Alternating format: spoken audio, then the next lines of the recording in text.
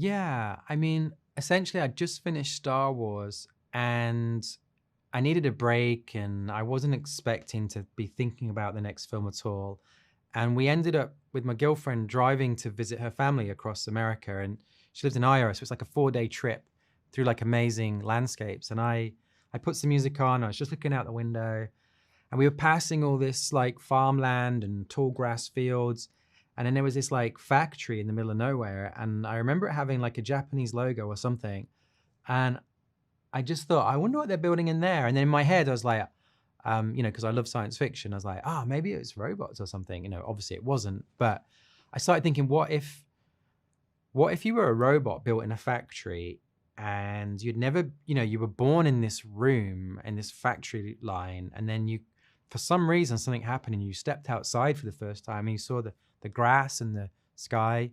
Like, what would you think, was going on? What would you think of the world? And I thought it was a really nice little moment, like a scene from a movie, but not any movie I would ever make. And so I kind of threw it away. And then suddenly had another idea, like, oh, I know what could be happening.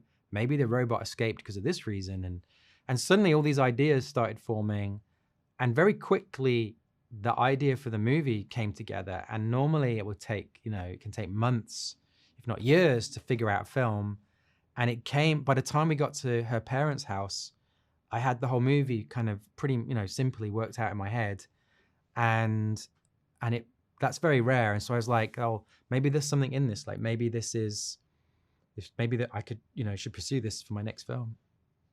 I really didn't want to do this movie in a studio against green screen. So we managed to talk the studio into letting us go to, into the real world to shoot real locations. We went to 8 different countries. We went to Nepal, Cambodia, Tokyo, Indonesia, Vietnam, Thailand, and shot in all these, like basically the best locations in the world.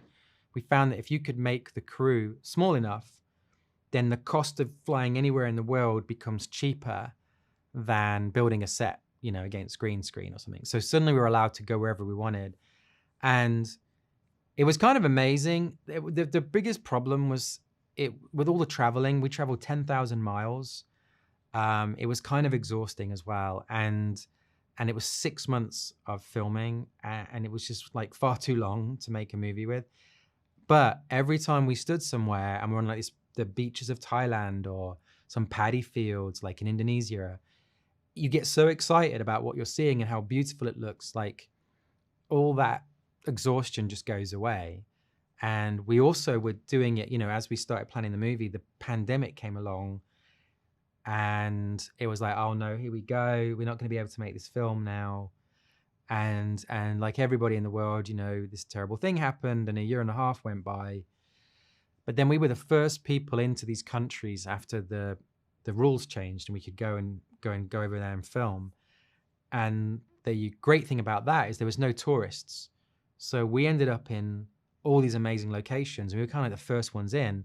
So life was carrying on. People were really happy to see, Westerners again and tourists, but people, stopped wearing masks and were like happy to be out, and kids playing in the street. And so we thought it was really, like, it was very important to me that as a Hollywood film, we didn't come into these villages and environments and like block off the street and push all these people out. Like the best thing about these locations are all the faces and all the crazy randomness, like the little, farm animals and livestock that just run across the street in the middle of a shot and things like this. And so we got very small, and the crew hid out the way, and it allowed us to film with all these amazing actors in these real locations, but kind of keep the village life and the real world flowing through.